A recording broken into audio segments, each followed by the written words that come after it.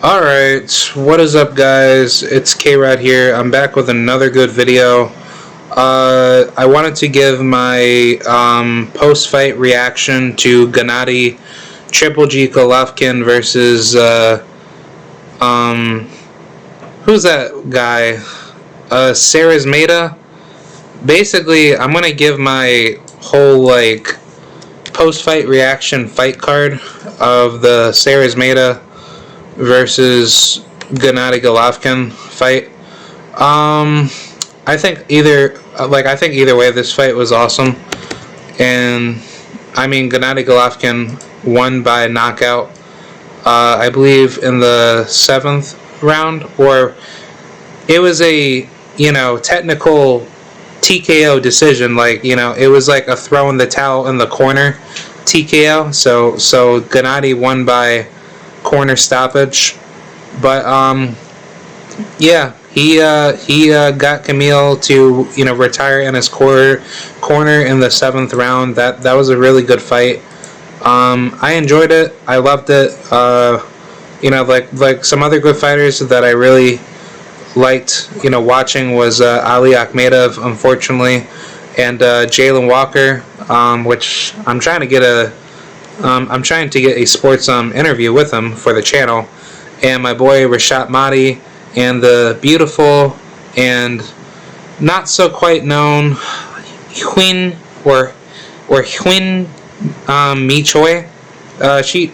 She's a very good fighter out of South Korea, and she was the co-main event for the Gennady Golovkin card.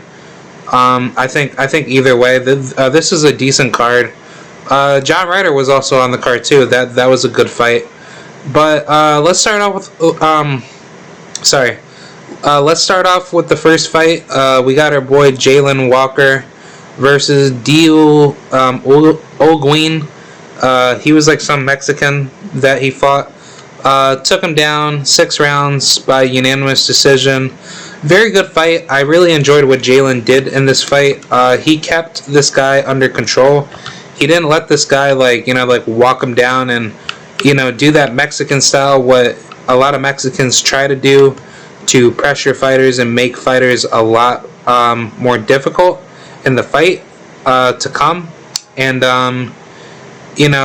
those type of fighters tend to give I guess younger fighters that pressure, but it just seems that Jalen, he gets better every time when he fights, and he showed out within this 6-rounder decision win why he is the best at 130 as a young up and coming prospect. But I think sooner than later, when we see Jalen produce in his career, you will see a Jalen Walker that will be a contender. He's 18 years old. I believe his record is... Give me 1 second. I will search up his record. I think he's 7-0 or 10-0. Not too sure. Yeah. He is 7-0. But yeah, he is a very good fighter. Has a high knockout ratio, but these are fights coming out of Mexico. His last 6 fights were in Mexico, and he knocked out every single opponent. But obviously his opposition is not really that well skilled, so he's fighting low tier comp fighters. But I don't blame him. You got to get your fights in just to get better and just to understand how how your fighting style adjusts to the to your boxing ability and your IQ in the ring. But I think it's good that he stepped it up a little bit to fight Olguin, who's only 14-15. Well, now that he lost to Jalen, he's actually 14-16. So sorry about that. But no, this guy obviously has fought some decent fighters. He actually fought Orlando Gonzalez, the Puerto Rican that fights at a top rank. So that that's actually a very strong opponent that he went into the ring with. Anthony Reyes, a very good fighter. Actually, I believe, yeah, Reyes was supposed to fight. Yeah, he was supposed to fight Jalen. Yeah, he was supposed to fight Jalen in this fight. And actually, if I'm not mistaken, yeah, he was supposed to fight. I'm not even kidding you. Or no. I'm actually thinking of somebody different. Sorry. I'm thinking of Rafael Reyes. Rafael Reyes was supposed to fight Jalen in this fight. He's a 29-year-old, 5'5", out of Clovis, New Mexico, United States. So, yeah, like, honestly, like, Jalen got, like, you know, got what he got, you know, as a last-minute opponent. But, you know, if Reyes didn't pull out of this fight, which I believe that, like, you know, that was like the hidden rumor out of this guy on his own end with his team. I believe that, you know, like, we would have seen like a more interesting fight between Rafael Reyes and Jalen Walker. But either way, good win. Jalen did his thing. I really hope you keep improving, and I have a lot of I have a lot of high hopes for you for the up and coming future, and just keep doing your thing and keep knocking people out. Alright, second fight. This is a very easy fight. Rashad Mahdi, the homie, the Albanian bear. He's my homeboy. New York City, stand up. Brooklyn, what up? He fought up against Dennis Okoth. Not really so big of a fighter. Has a really bad record, 4-5-1, or he was 4-4, but now he lost to, you know, Rashad. And then the fight previous to that, he got his ass beat by Elvis Rodriguez. And then Shenard Bunch. I think I've heard of this guy before. Yeah, Shenard Bunch. He's out of Queens. Wow. I think I've heard of this guy before. He's actually a very good fighter.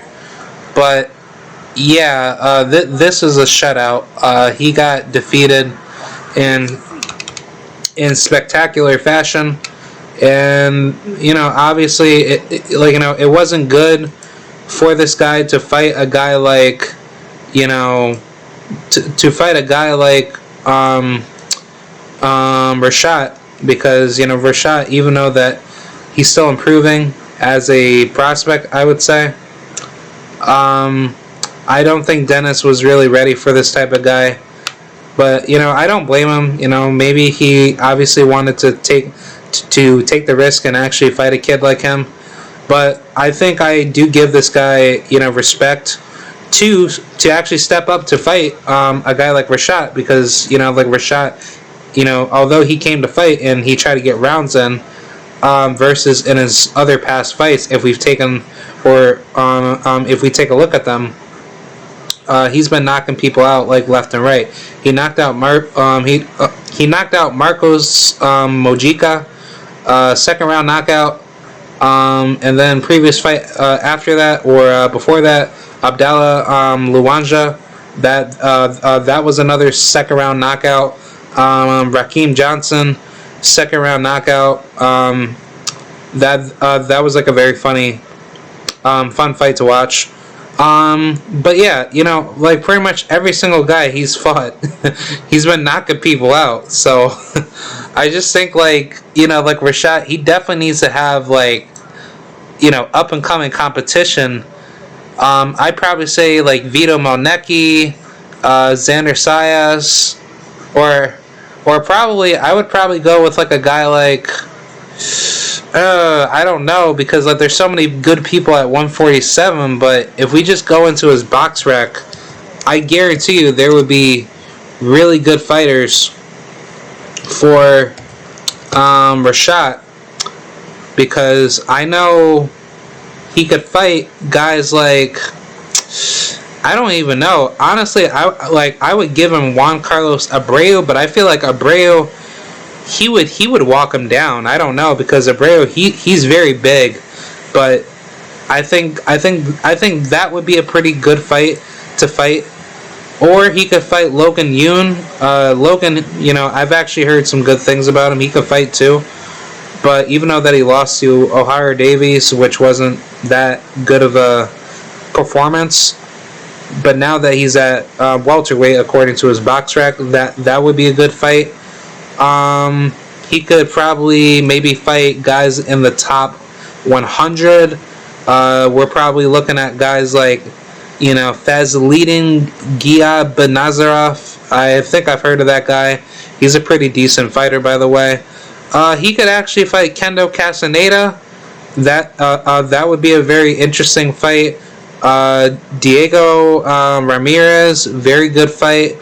Levan Navarro, I've actually heard some good things about him too, which it kind of it kind of surprised me why these Cubans are actually coming into the higher rankings so late into their careers, but I don't know, it's just weird.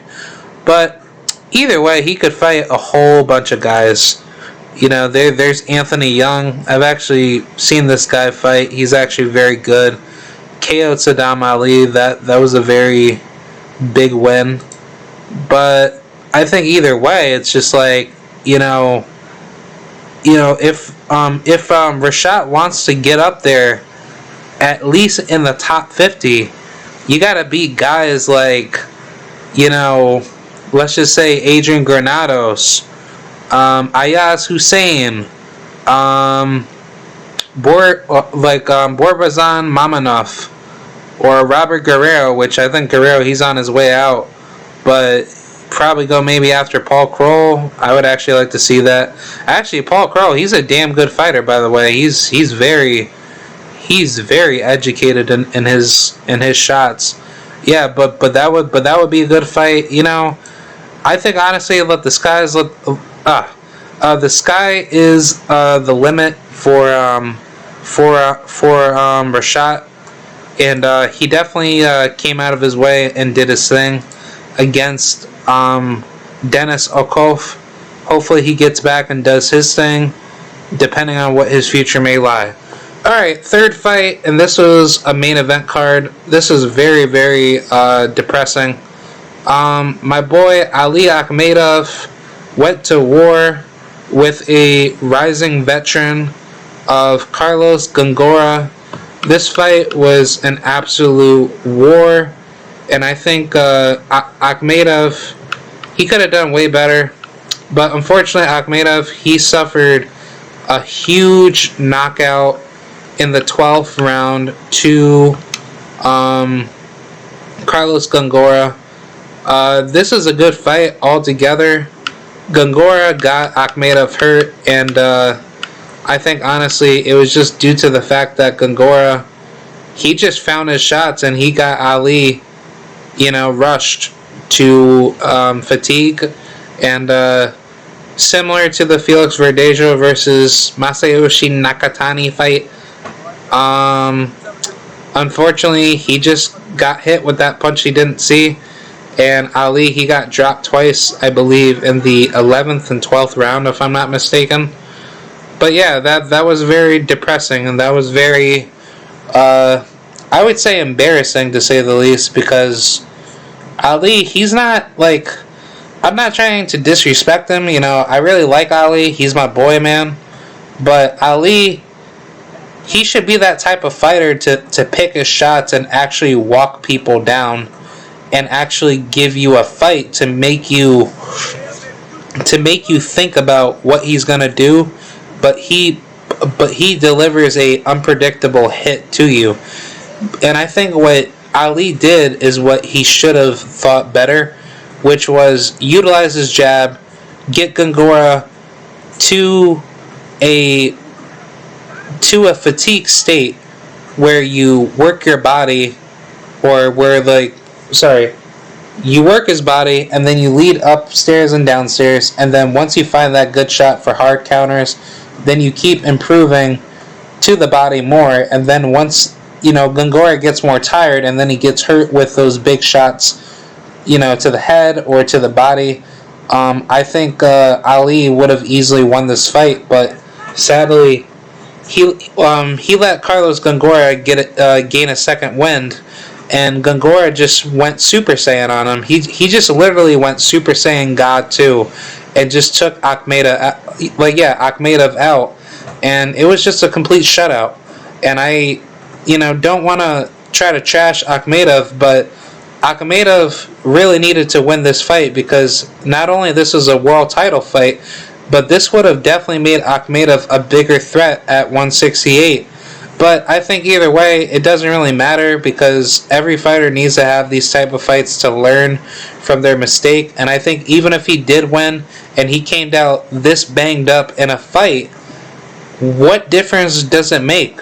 Are we going to see these type of fighters where they rely too much on their power and then they just get exposed by a up and coming, 4-1 underdog, which, Akhmedov should have never let this guy beat him. Akhmedov should have easily kept pressuring this guy early into the, I would say, first and sixth round.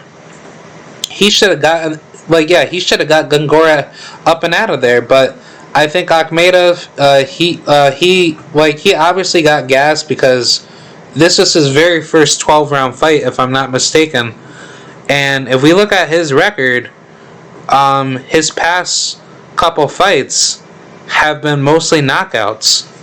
He fought Mike Guy, got a unanimous decision, and he was supposed to fight Abraham Hahn, the guy that lost to the guy that lost to Anthony Durrell, which came into a hard-fought decision loss. But either way, it's just like, this guy obviously stepped up with not so good competition, but he's decent, you know what I'm saying? But it's like, Akhmedov, he's just been knocking people out. And I think, with this fight with Gongora, even though it was like a year and a half layoff, it's was Gongora actually thinking that Akhmedov was going to be such a big issue to him? So Akhmedov probably thought inside his head, oh yeah, I'm going to knock this guy out and everything's going to be all nice and dandy. No, Gongora is a really, really good fighter. He actually has a very decent, I'm sorry, I take that back. But he doesn't really have too much of a decent resume to actually prove anything. But I would think, if anything, this guy has a decent pedigree for what he can do. And this guy has actually fought on Abraham Nova's fight cards, which is very interesting. He fought on Patrick O'Sullivan, or Gary O'Sullivan's fight card with against Nick Quigley. Yeah, Nick Quigley. Yeah, I mean, either way, this guy definitely, should be given a lot of credit. Gongora came to fight, and he gave Akhmedov a fight that will be a huge learning lesson for Akhmedov to revamp himself, rejuvenate, learn from this loss, probably beat the living crap out of Gongora if he can ever get another opportunity with him, or just somebody else, so that way he can be back on the world title stage. Ali, he's still a young man. I have a lot of high hopes for this guy. But for those of you that are probably going to be bashing, Akhmedov, to say, oh, he's garbage, he's not good. No, he's learning. Every young fighter has to lose in order to win. No matter what sport you play, and no matter what sport you play, you have to lose in order to win. That is how sports builds you as an athlete. And for Akhmedov, though that he lost, he will learn from this fight, and he will make himself into a world champion. And last time I checked, Ali, although he is the greatest of all time, Muhammad Ali had losses on his record. But even if he didn't, Ali would still have to lose to sacrifice his weaknesses and actually put that into the test to gain big victories. And I think what develops champions is that wins and losses don't matter.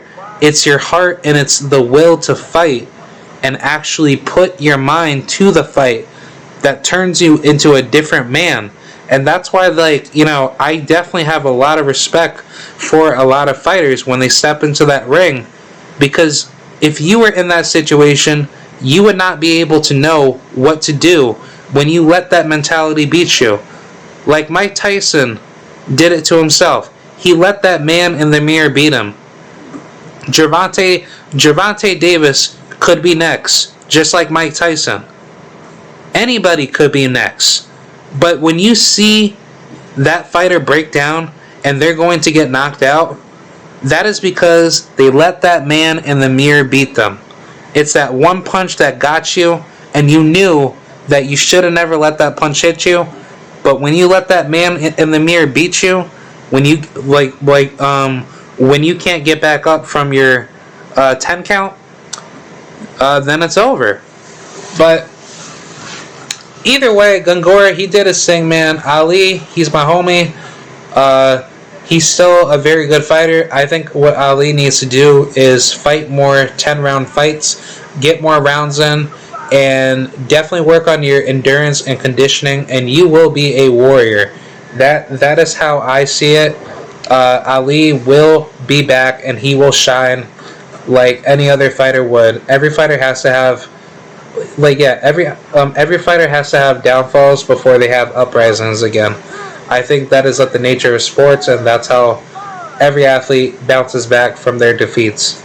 So, off to the next fight. My boy, John Ryder, very tremendous fighter, did his thing against a very sort of okay but decent fighter of John or of Mike Guy. This fight was very easy, I would say, for John. John had way more experience for Mike, and Mike had no answer for what John did to him. He obviously caught John, with a couple good shots here and there, but it just wasn't enough for John to just be like, oh yeah, I gotta watch out for this guy. This guy's gonna beat me up. No, John literally just pulled off another Caleb Smith, where he just kept walking Mike down, making Mike tired. Mike had no answer. And John came with the answer. He took him down, and he literally wiped the floor on Mike. But either way, it was a great fight. John should he should face the winner of Canelo versus, I probably would say Caleb Smith, but something tells me that probably won't happen. But knowing that he beat Mike, he should probably go after Caleb Plant, or probably fight. I don't know. He could fight Charlo. I would like to see him and Charlo go at it. That would be a very interesting fight. But if you were to ask me, that Berlanga should probably go up against a guy like Gongora, or maybe a guy like John Ryder, I think those, one of these two guys should fight Berlanga. And then if they were to get past Berlanga, which I doubt it, but that could be a very 50-50 split fight, yes, then go after Caleb Plant. But I think, honestly, Berlanga's going to have to still grow, because he still has a lot of progression to make. And, he really needs to get more rounds in before he could start banging with the big boys. But either way, I think a fighter's heart and spirit, will determine if he or she is ready to take such a big step in competition to eliminate those bigger threats. But let's go on with the next fight, the co-main event, the beautiful women, Queen Mi Choi versus Calista Salgado. This was an absolute shutout. My girl, Mi Choi, Queen Mi Choi, or Yun Mi Choi, did her thing. Defended her WBA female super featherweight title of the world against Calista Salgado. Beautiful fight, 10-rounder, 2 minutes at 130 pounds. This fight was very interesting, but I think Choi, she could have done a lot better in this fight. She did very good using her aggressive nature in the fight to make herself a bigger threat for more punches to be thrown, which I think for her trainer is Mexican if I'm not mistaken, but stylistically she was taking way too many punches. She got a lot of good punches off of Kalista in the trade-offs, but when Kalista found those good shots to hit Choi with, Choi started to get very disoriented, and I felt really bad because she's a lot taller than Kalista. Choi's 5'7" and Kalista's 5'5", if I'm not mistaken. But either way, it's just like, you should not be doing that to a shorter fighter. She kept loading up on her. Kalista started throwing those beautiful uppercuts to Choi. And then Choi, she started working with the body and started hitting Kalista with very good jabs and very good hooks.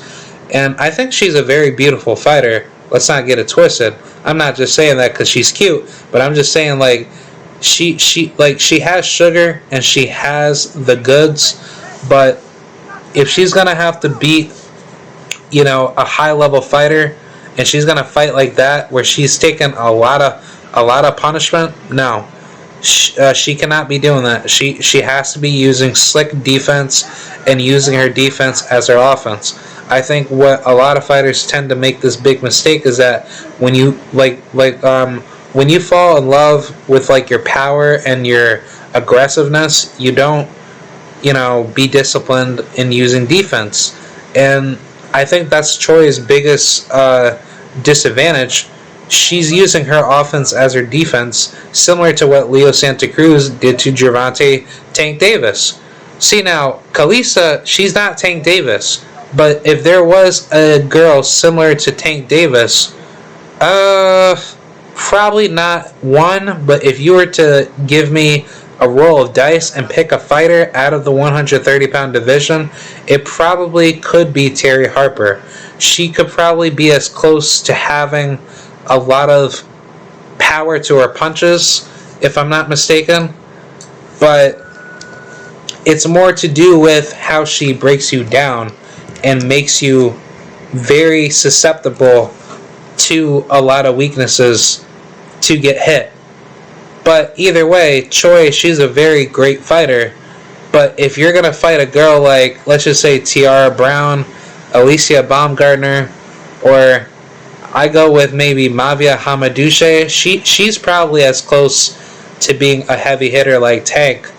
But I'm obviously not saying like any of these girls that at 130 pounds would be hitting like Tank Davis. I'm just saying, like, if you were to fight a girl in your division that has a lot of punching power that could literally take you down with one punch, the closest to that of a Tank Davis-like fighter would have to be either Mavia Hamadouche or maybe Terry Harper. The reason why I would never go with a girl like, let's just say, Michaela Mayer is because Mayer, she doesn't have that much knockout power. Her knockout ratio is, how should I say? Her knockout ratio is, give me 1 second. I gotta, load it up. 35.71% versus Mavia's knockout is, I believe, 78.26%. Yeah, Mavia, she has very, very heavy hands. Like, she can literally hit. Honestly, I just call her, the French pit bull, because she got she got them pit bull claws. But I'm not I'm not trying to over exaggerate, but it's just that's true. There's there's always gonna be that one female, that that got those time bombs, in their hands. But either way, it's just Mavia or Maiva, right? If that's how I'm pronouncing her name. I'm sorry if I'm butchering it, but yeah, she has to watch out for those type of fighters, because if she gets tagged by by one of those hits, she can she could easily get knocked out. But I think if she utilizes her defense and acts very smart in the event of where, in the event of where she, approaches her punches with proper combinations and good defensive boxing ability, she can easily win. So I think either way, it's like, it's already set in stone that Choi, she could definitely fight, but the issue is like she needs to think about her decisions when she throws a punch in her fights. And I think her trainer really needs to solidify her defense more, and she will be a bigger threat for her division because she has long arms. She, like, her reach is like what? I think a 71? Oh no, 65. Yeah, 65. Which isn't bad, but compare that to Michaela's, 66 and a half. Yeah, she can definitely hit at a good distance. But Terry is like, 65. Yeah, that's actually not bad. It's actually pretty decent to say the least. But compare that to other ladies. Alicia is, I can't even find that. I can't even find that. I'm not even gonna mess with that. But yeah, like either or, on average, she's definitely good, with her height and reach advantage. But I think size-wise, she's very big. She can definitely use pressure and use aggressive punching ability or punching power to get people or to get opponents uncomfortable, to make herself more susceptible for how should I say, to make her opponents more susceptible for bigger punches to go for knockouts. But either or, she's a beautiful fighter. She did what she had to do against Salgado, and all credits to her. But now we get to the main event. The homie, Mr. Triple Gennady, Triple G, Gennadovich, Golovkin, going up against Kamil, Szeremeta. This was a very decent fight, to say the least, but this was a horrible style matchup. My man, Kamil Szeremeta, got TKO'd or more so retired in the ring by Triple G, Gennady, Gennadovich, Golovkin. This fight had a lot of pressure. It was very, very warlike, and Szeremeta, he could not handle Gennady. He got his ass beat. Excuse my French, but he was not ready for Gennady's power, and he did not use any boxing ability to move around in the ring to get Gennady tired, or to at least establish some proper jab to get Gennady uncomfortable and be a lot more aggressive off of the hard counters, and I would probably say more to the body, because when you work that body, you can easily just dominate everybody and just basically walk your opponents down to get the win.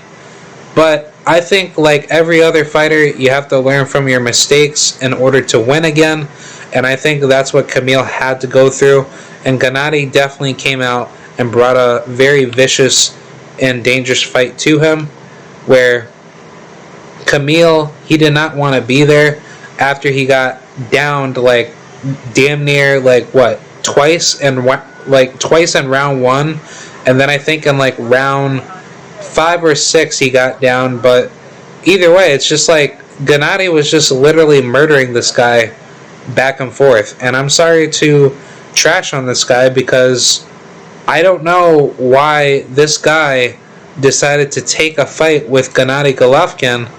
And then when we look at his box rec, let me show you, and I will credit other YouTube channels for doing their job to look up this guy. Shout out to Boxing Ego, shout out to BFTB, and I probably say maybe Blue Blood Sports TV. But if we look at this guy's, early record, His first opponent was 2-12, and then his second opponent 3-10, and then the third opponent was 1-0, fourth opponent 7-3, fifth opponent 21-13, and so on and so forth. I mean, not too much competition at the level of what we could say, okay, these guys, like, hold on, give me 1 second. Alright, I'm back. So yeah, basically, to finish this off, Golovkin definitely gave Szeremeta a good fight, and he shut him out in 7 rounds. Golovkin definitely did his thing. I believe he broke Bernard Hopkins' record for 21 title defenses, and Bernard Hopkins has 20 title defenses, so credits to Gennady doing his thing. That's a really huge victory on his resume. So, either way, I think Gennady has a strong future ahead of him. But I think from here on out, Gennady needs to take bigger fights. Like, I'll probably go with a guy like David Benavidez or Jamal Charlo, or even fight Andrade. I really want Gennady to fight Andrade, because that would actually make a lot more sense. Because Andrade wants to have a challenge, he wants to be tested, and I think Andrade, if he can get a guy like Gennady Golovkin on his resume, that would be better. And if Canelo, if he actually had balls to fight, Demetrius Andrade, that would be a good fight as well.